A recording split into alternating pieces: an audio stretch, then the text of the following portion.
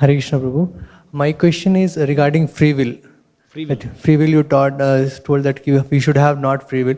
So Krishna has had different expansion like Jiva Tattvas, Sakti Tattvas, Vishnu Tattvas. So like Krishna has expansion like Gopis and Radha Rani. We read they never fall down. They never fall down from their positions. Yeah. But we as a Jiva Tattvas, Nitya Baddhas, we can fall down.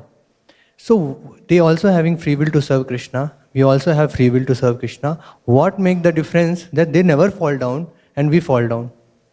Because they are of different category. Krishna can create any kind of living entities, any kind of categories. There is internal potency. Radharani, they are all internal potency. Their internal potency means he himself has expanded directly for his lila. He's personal. Just like from my mind I create something. I call it as internal. I may have so many energies, right? But from my own mind, I'll create one entity to relate with myself. So these are all the unlimited pastimes of the Lord.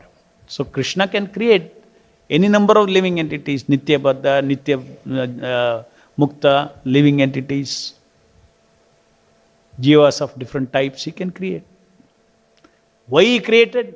You cannot understand his capacity to why he wants to, what all he has done to for expansion, for the ananda, transcendental ananda. We cannot even conceive what is the quality of ananda God enjoys, because we all have, we have only tasted rotten food, rotten pleasure. What is real fresh pleasure? Spiritual pleasure, we do not know. Perverted pleasure only we know. So we cannot even conceive the enjoying. What is the enjoyment of God? We cannot even conceive. We can get some idea, but we cannot experientially conceive, because experientially we have no taste for that.